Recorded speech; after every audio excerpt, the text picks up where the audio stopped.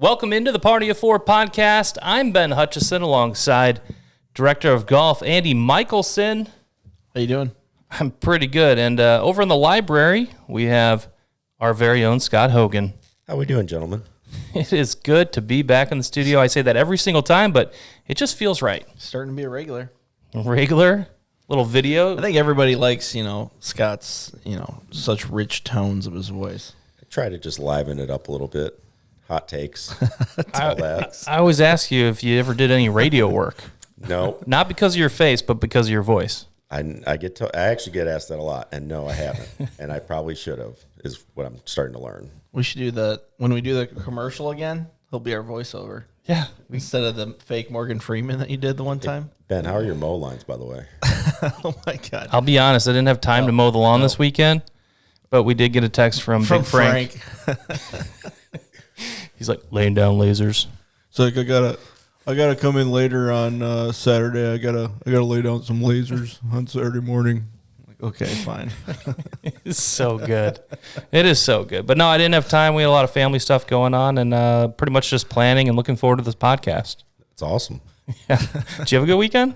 I did. I was. We were sweating out some golf from around the country, from some local people. So always a fun time. I think we're going to talk about that, but. Yeah, no, I saw your stories. It was a lot of night golf and things along those lines. It's interesting where the golf world's going with out in Arizona, where I spent some time. They have some night par 3 golf for, 6-figure pots of money. So what? Yeah, I don't know what's Get going out on there, in the guys. world. But yeah, this is where the golf world's going. What courses? It's called Rolling Hills. It's right by Arizona State, the campus. Oh, okay. But yeah, they're playing for a lot of money at night and par 3s only. Is that the one that I saw Vince India in? Mm-hmm. Is that one? Yep. Yeah, there's like crowds and stuff. Yeah, they got stands. They had like a huge concert. It's like a mini Waste Management. I don't know what's going on in the golf world. Road back to the PGA Tour starts at the par 3.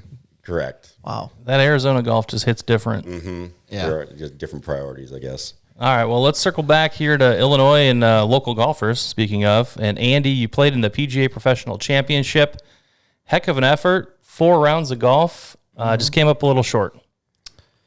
Yeah. To put it bluntly. Is that where we're starting this? Come on, dude. We said we would talk about it. Pain? Nope. No, we're going to talk through it. Yeah, did say if we would have done this podcast last Thursday, I might have stabbed somebody. But I'm over it. I'm doing well.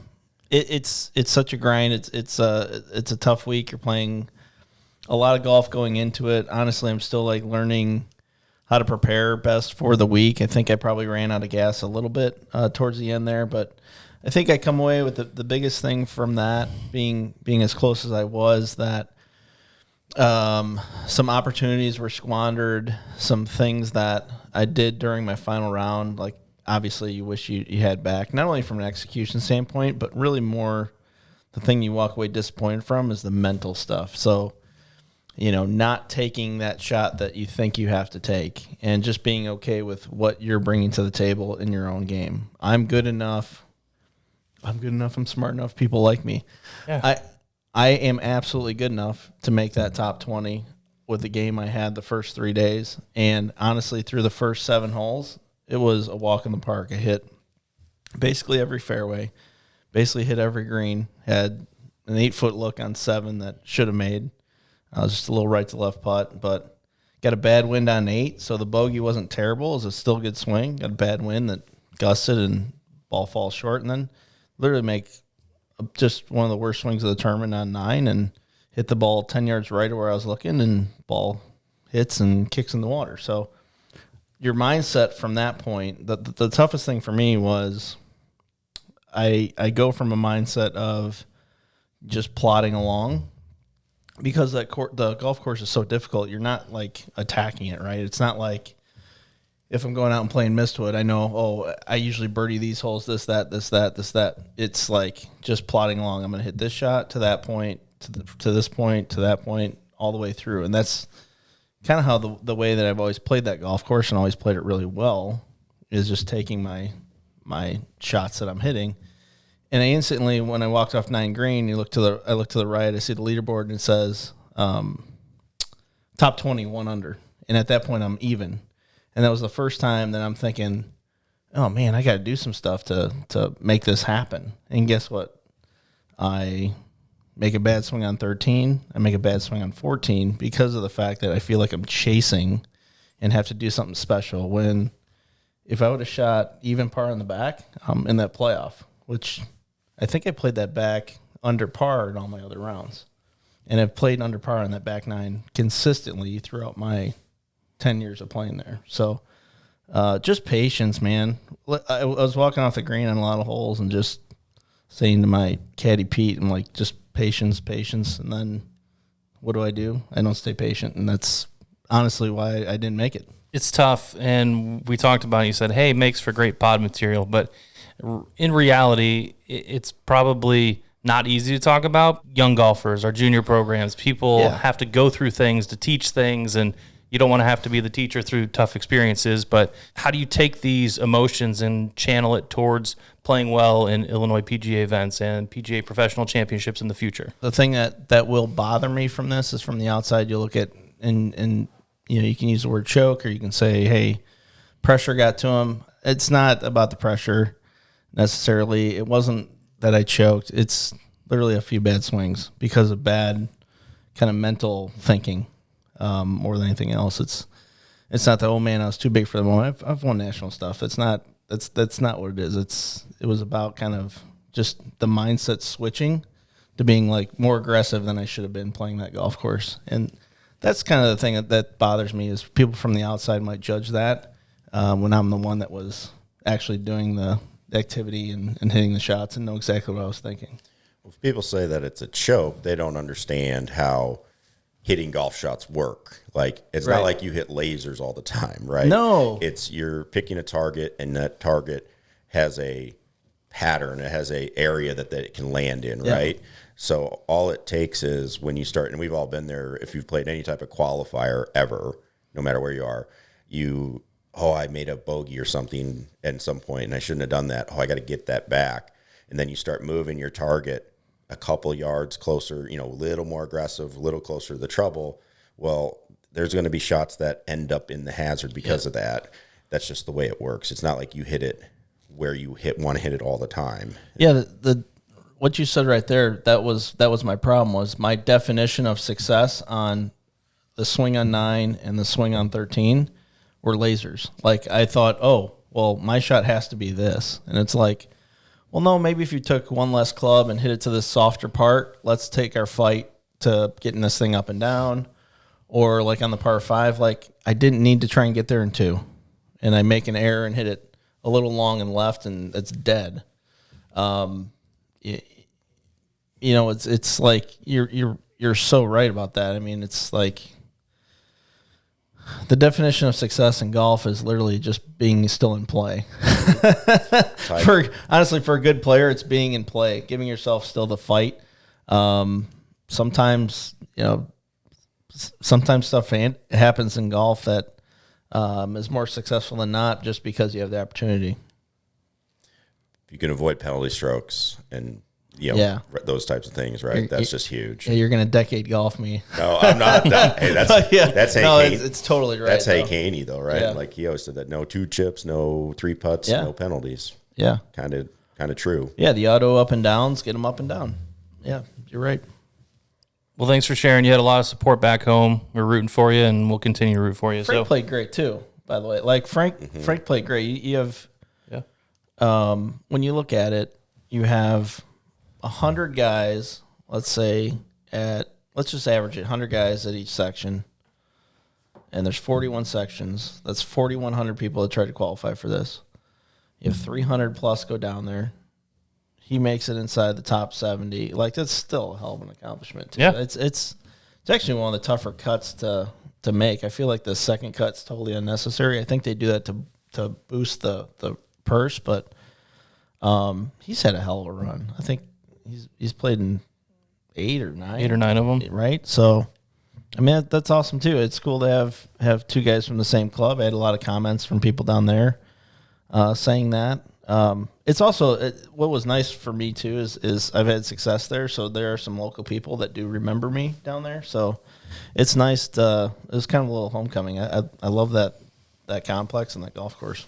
And it is fun from our marketing standpoint to have two golfers play so unbelievable and to kind of have that following. That's fun. It's just a good time every single year, and you guys have made it a good habit to be able to make it down there. I know it takes a lot of work. So now we move on to the PGA Championship, and we want to talk about our favorites real quick to win it. I was excited to put money on Andy. I would have absolutely done that. 50,000 to 1. Yeah, but who do we think is going to win at Quail Hollow?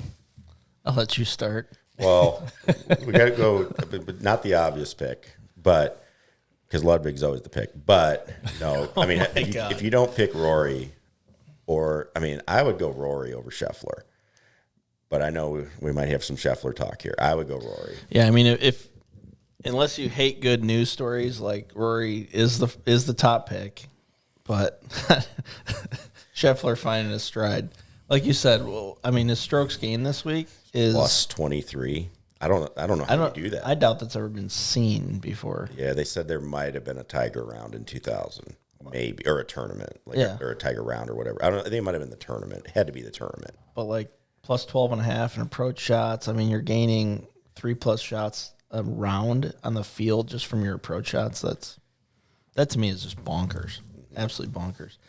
I played that course a few times, and it's definitely not super challenging for the guys on tour. It's not tight at all. You just hammer it around that place, and they bent grass greens too. So if they're in good shape, you can make some putts out there for sure. What about Jordan Spieth? I covered the 2015 PGA Championship.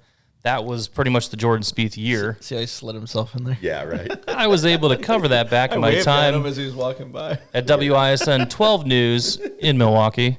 No, but it was fun. It was enjoyable. Spieth was going nuts that year. Ended up going nuts that year. Finished second. I think Jason Day won that one. And he's going for the Grand Slam. There was all the Rory Grand Slam talk. Spieth was second in that one? Yep. Wow. I didn't know that. Yeah. I didn't know that either. Is that Whistling? It was Whistling Straits. Okay. Yeah, I think I went up there and watched it one of the days. I don't remember Spieth being in the mix. I just remember how dominant Jason Day was. It was right when that M driver came out, and he went. I mean, it was nothing but a great advertisement for that. He was hitting it like 20 yards further, just moonballs. He wins at Conway by 1 million. Wins at the PGA by a bunch. I mean, what are we talking about? Oh, Spieth. Yeah, I lose my train of thought real quick. I just don't think Jordan's in a good position right now. Just doesn't seem like he's been much of a factor in the last couple of years. I don't know. I don't trust him if there's any pressure on it for him to keep it together. His putting stats are junk. Yeah, it's not like his putting is way overrated. Why do you keep using that putter that could not be less forgiving? Yeah, his putting has been. I mean, it's because everybody said he's a great putter for a long time, and he really kind of. He kind of isn't. It's like Phil. He kind of was never a good putter. No. I was like, oh man, Phil's got this great short game, and they just blended it in with putting. Right. I think the same thing's happening with Spieth. Spieth is actually not that great of a putter. What he did in 15 and 16 from 15 to 20 feet probably will never get duplicated when you talk about like strokes gained. Probably will never get duplicated again. I've heard multiple people say that, but inside of 6 feet, I might trust myself to make a putt from 6 feet more than I trust Jordan Spieth right now. Right. He only lost by 12 strokes this past weekend to Scheffler. He was 19 under. He finished fourth. But he had a nice finish. Didn't he shoot 1 under in the first round too? 1, 2, maybe. It wasn't very He good was for in being a danger of home. the cut line. Yeah. Yeah, I mean for a home game, it wasn't all that great. I did see him make a swing yesterday, and that swing, when I saw it, I said, that looks really good. Yeah. I said, that's really good. And What's he doing? Is like it more kind of old school, a little more laid? Because he actually played his best a little more like laid off, and I don't think it's getting too laid off. It might be a little laid off from where he was trying to go. Okay. But I think his big thing is he just needs to get the club. From what I hear is he always played a draw. Yeah. Then he tried to go to a fade. Yep. And that hasn't seemed to work. the last few years, and I think he's trying to go back to a little bit more of a draw. So, hardest thing about a draw is like because it's the body kind of slowing down and letting the arms release a little bit. It's hard to do like under pressure sometimes. It's hard to replicate, under pressure sometimes. Yeah, but at the same time, if you've had all that success with that flight, it's kind of hard to argue it too. So yeah, the tough thing about being a drawer of the golf ball too is once you see draw, it's hard to see another shot pattern. For sure. So, yep. So yeah, I don't know if I don't know if we can count him in at Quail Hollow. Back to the original point. I don't know. Fair. yeah, What about I don't like it. Bryson? Just won a live tournament. He's been playing some really solid golf. Next question. Okay. Bryson's annoying. Didn't even know the golf was on until I saw that he won. I didn't either, but I mean, No, I don't think it's a very good. I don't think it's a very good spot for him. It's long. Okay, it's a little bit more wide open. What's like? I can't believe Xander Schauffele is what 20. I think he's like 20-1. It's not. no, he's 12-1. 12-1. Okay, He's that's fifth. not great. It's a perfect golf course for Xander Schauffele. it is. I think like with a Bryson, can do good on those courses where you just gotta hang around. I mean, one at Wingfoot, one at Pinehurst. Yeah. Where it's not going to be a shootout. And then he was in the mix of like Oak Hill, I think. Yeah. Like, all right, we're hanging around. It's not super runaway. This will probably be a 12 to 16 under type of thing. I think it'll be a little more of a scoring fest. JT is really, really good around there. He won the PGA last time. He's 20-1. If he stuck with Joe Griner, I'd be in. Who's he? Went back to his old guy. Joe Griner came in because he was hurt. His original cat, I don't remember his name. Lance? Is that his name? I don't know. Yeah. He got hurt, so then he had Griner for like 2 or 3 weeks, and he competed really well with Griner. No one talked about him getting hurt. Yeah, hurt his back or something. Oh, okay. Now Griner's with Morikawa. Huh. So, yeah. So, hey. Max Homa breaking 75 yet? He had the Masters was okay. It was okay. He had some good golf. Did he play in Texas last week? He did not. I sent you his swing, I think, yesterday. I don't know. I don't know, man. It's like, I don't know. He's getting prepared for little low bleeder cuts for a course that requires like send it high and just bomb it. So the one thing I noticed, and this is such a little nuanced thing. So when somebody's confident in their swing and what they're doing, you'll notice them. Can I stand up? Oh, I don't want to ruin the camera though. You'll notice as they're setting up to hit, they're looking target with the club down. In that video you sent me, Max sets the club down, looks once, adjusts, then does this like thing where he looks at like a little target short, which he always does. Never like readjusts, looks back at the target, and then makes a golf swing. Yeah. Like that's a guy who's not playing golf. That's He's a in guy his who's playing head. golf swing. Yeah, he's there. He's inside right now. He's inside his head. It's bad. Yeah. It's bad. Like for a guy at his level to just be obsessed with the golf swing right now is nuts. Yeah, you can't be at that to compete at a major, I would say. I mean, I changed my swing 3 to 4 times in a round. Yeah. And he's totally committed to shooting 75 right now with this golf swing, whatever this trash is that he's throwing out there. It's not good. It's not good. Hey, what about Wyndham Clark? Yeah, make sure to tag Homa. Yeah, make sure Homa knows about this one. He loves to break down swings. Yeah. No, he's off Twitter now. Wyndham Clark had high hopes for him at the Masters, and then I did take it back before the Masters because I don't see it. Oh, yeah, He owns one of the par 3 teams in Arizona though, so maybe that rejuvenated him going out there watching golf. And then the other one I just want to ask about was Tommy Fleetwood, because I feel like in majors he always comes up. just be done with it. You're done with him? You've wanted Tommy Fleetwood. No, I haven't. years. I've wanted Will Zalatoris. If we went back, if you had video We didn't have video back then. or audio of how many times you've said Tommy Fleetwood Tommy post-COVID, Fleetwood. Tommy Fleetwood hasn't won. There's a weird Ian Poulter has more wins on tour than Tommy Fleetwood. There's a weird fascination with Fleetwood that I don't quite get. Maybe it's because his swing is so good.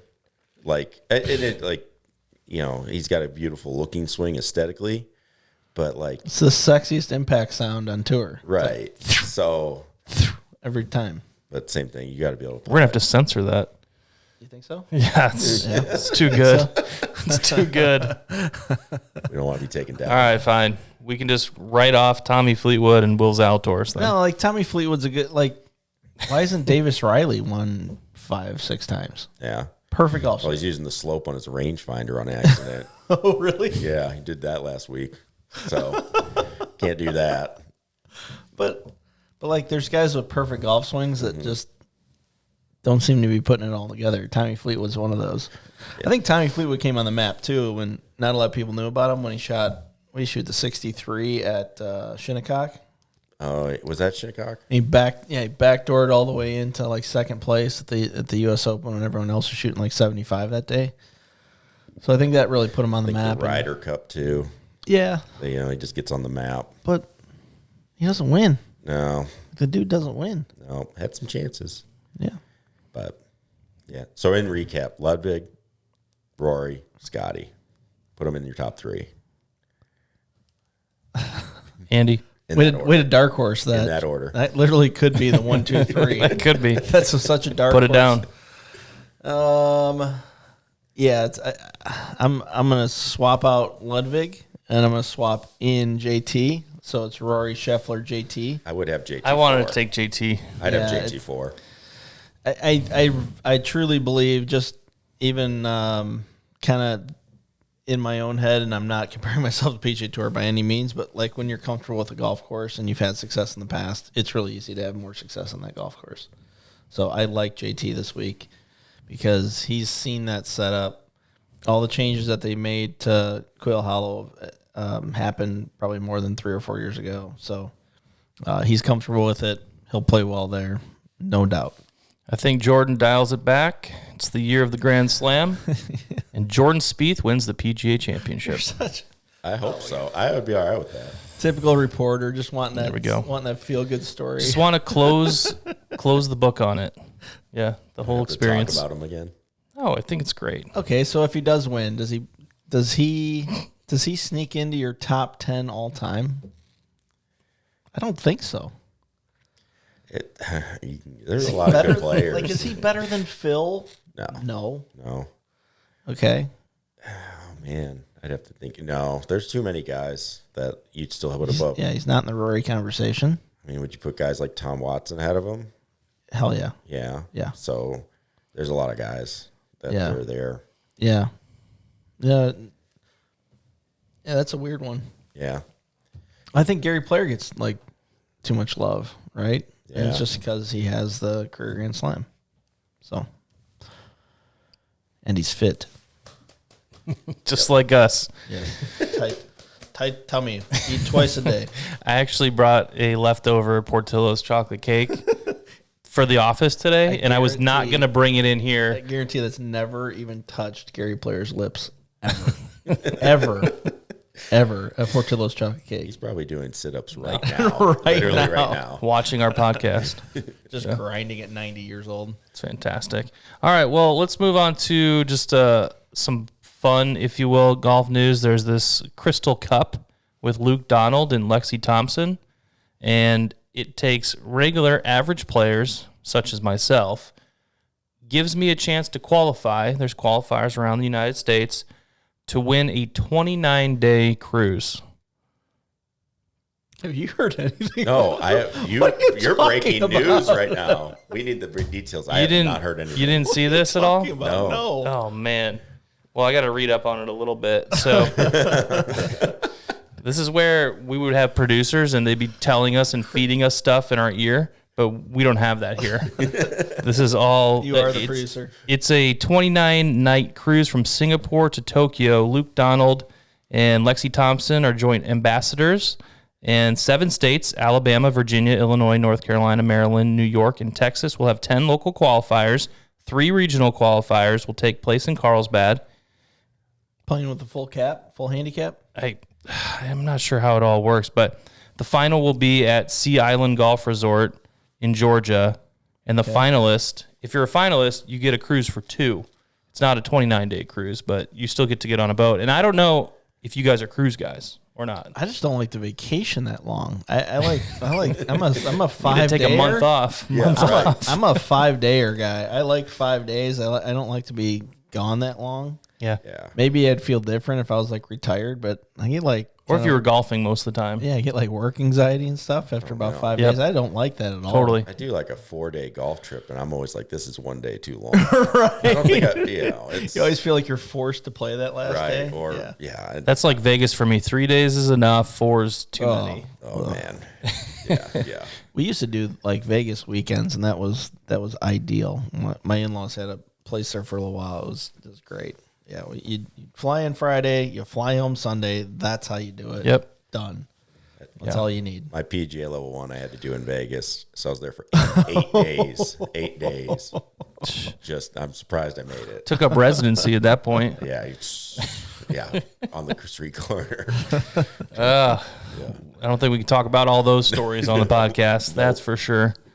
But all right, well, I won't be playing it. I just thought a 29-day cruise was a little crazy, but for an average golfer to be able to go out there and try to win. Whoa. If you get your full handicap, you should take a shot at it. No. Like I've said, you are the best underachieving 18 I've ever seen. I'll look into the fine print then, and we'll see, because there is If you the get your full Illinois cap- qualifier. If you get your full cap, you absolutely should play in it. I might need to take some lessons ahead of time. But thank you. That's only going to cloud your head. It's always the nicest thing you can tell me. Do we have golf clubs? I don't currently have a full set of golf clubs right now. We got to work on that first. I'm in between sets right now. We'll work on that. So I actually have some Frank hand-me-downs, to be honest. And You're in between sponsorships? yeah, I'm in between sponsored athlete right now, depending on the brand. But yeah, Frank gave me some hand-me-down 790s, and I'm swinging telephone poles at best because those things are heavy and they are stiff. Yeah, that's the absolute wrong set for you. What do we always talk about? You got to get fit for your golf club. Yeah, we got to get fitted, which I was actually going to shift to, so that works out really well. I sat in on a driver fitting last week, and the amount that goes into it, I don't think people fully understand the whole process. We're not just talking, hey, go hit this club, hit this club. It's shafts, it's weight on the club head. It's so many different elements to go along with the technology. So that's what makes it special and worth every single second. You want me? Is that it? Is that just a sales pitch? Or? No, I mean that's a really good sales pitch. You can't say enough about how much it would help the average player to get fit. I mean, you are 100% swinging the wrong stuff. Yeah. I mean, no, I know for it. sure.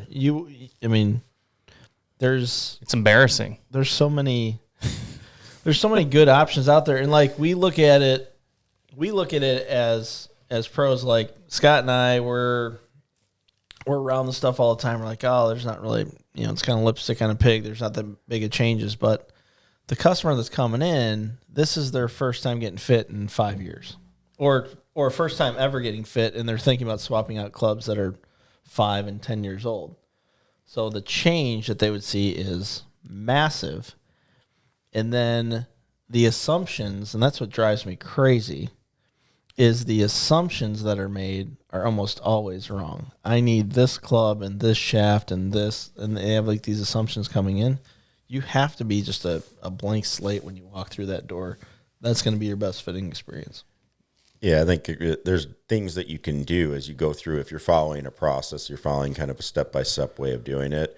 The golf ball is doing something, and either you like it or you don't. And then you can, as you go through each step, you can make alterations to what the ball's doing. We can add loft. You can add a different shaft. You can add a different type of shaft. All of those things can start. You can different grip, different grip size. All these things change weights. All those things are meant to alter the ball flight in some way.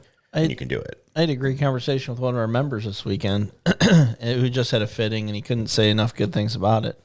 And the level of understanding that a fitting also does, the heighten your awareness of what your clubs do is incredible.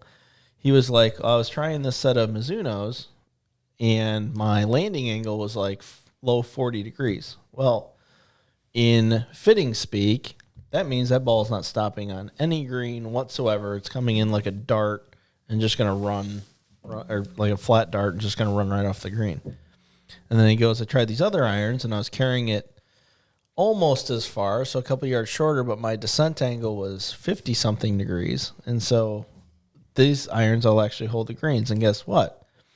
He's now said after a month of playing with these irons that it's the best he's ever played because of the fact that he's holding more greens and has the ability to actually hit more putts instead of chipping back up to the holes and getting those couple extra yards. So everybody's goals are different in each fitting, but I think the education element of it a lot of times gets undersold. For you're part of that. You're part of kind of creating that right fit. It's not just sitting on the TrackMan, or it's not just in Scott's hands or Matt's hands or Eric's hands. It's a whole team thing when getting the right set. I think there's clarity too. It doesn't happen often, but you'll have occasionally somebody comes in to get fit, and then they have their driver, and it's like, hey, I'm not sure if this is the best for me. And rare case, it's like, hey, this is actually a pretty good driver for you, and it's worth knowing that, I think. Yep. Or hey, this is going to be a better one for you, and this is why. Yep. And now you just know, unfortunately, then once you kind of get fit, then it's kind of on you. Hey, you got to go get better and hit better shots. But you kind of take something out of the equation, like, hey, at least my clubs are fit, and they're supposed to be doing what I need them to do. So yeah, and even if there's a little placebo effect, right? Knowing that what you have is the right fit for you will help you play better golf. I mean, if I know I have the tools that are right for me, then I'm going to play better. So get fit.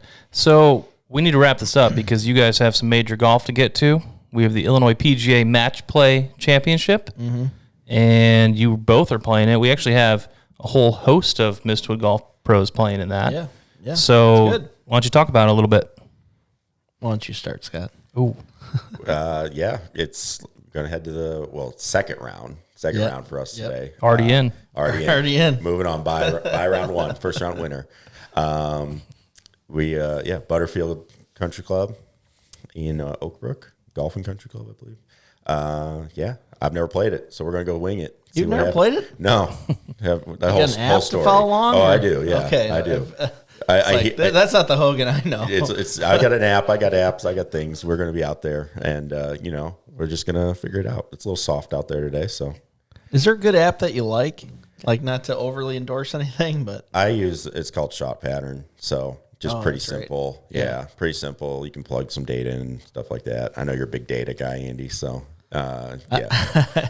I stew over that You stuff. would laugh at what I do sometimes. If I forget where a hole's going, I'll literally go into my driving directions. The maps one.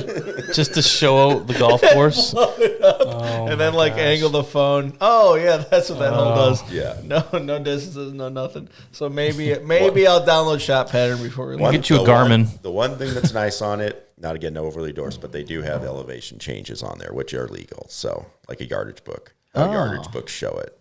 Oh. So at least they claim it's USGA legal. So yeah, the only thing I don't like is we're playing 3 different nines. Because they have 3 different nines there. Obviously, they're all in phenomenal shape, and they're all equally representative of the quality of Butterfield. But I wish it was on 18 holes, but I'm not going to complain. I got a tough match. I'm playing. So I feel like this is the golf gods punishing me in a way. So we used to have the format where you would qualify via a stroke play round, and then get seeded. And in that, there's a lot of randomness, kind of like, USAM back in the days and stuff like that. A lot of randomness to that. Like, I could have a kind of bad round, and then I'm 15th, where points-wise, I'm 3rd, right? So there's a lot of randomness to this. So a lot of guys were complaining about it, didn't like it. Hey, we played all this, season and how we've done it in the past. We played all this season, and we should be credited for all the play that we've done that season. This should be our position for match play the next year. Well, just so happens, one of the better players in our section, a former student of mine, Paul Schlim Jr., is the newest member of the Illinois PGA, and I happen to probably be playing him the second round, unless we have a huge upset with Kevin Marion, which would be great. Yeah. But Good player. I'm looking forward to it. I really I'm not worried about match. it. I'd rather It's gonna be fun. I'll have a good match. I play with John Billiter, who's a great guy. Yeah. It'll be fun. Yeah. But I'd rather go. I almost going to watch the match. Yeah, It'll be a good one. I mean, here's what I'm going to expect. I'm going to expect him to do something stupid on a par 5, like just reach it in 2 and have 6 feet for eagle. Don't care. Mm-hmm. I can slam my irons just as good as he can. I got a better wedge game. Just resent, just whatever. Yeah, Just we'll resign yourself to the fact that he will be about 30 yards farther than you. 30, maybe 40. Keep going. 50, Yeah. 60. Just gonna be playing first. No, Paul and I have a good relationship. It'll be fun. It'll be a good match. It's the second year you've gotten kind of the last year that happened with the newest Illinois PGA member too. I probably beat him. 2.0. Oh, 2.0, man. No. You're right. Yeah, you kind of got that too. He came in. Yeah. What's going on here? The Illinois PGA. Yeah, I got Andy 2.0 last year and got dusted. $2 million winner on the Shaking tour. hands on the 15th hole is just, I don't like that. He was good. When you got a $2 million winner as the 50-something seed, that's tough. Yeah, that was tough. That was tough. So, but I don't.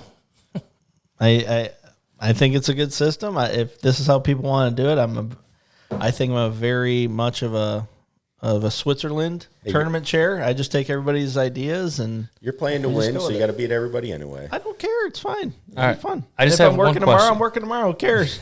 We'll see you. We'll see you here, but hopefully you're on the golf course. Just don't ask them how it went. I just have No podcast tomorrow. no podcast the next day. Yeah, I just have one question: how does match play differ from stroke play, mentality, etc.?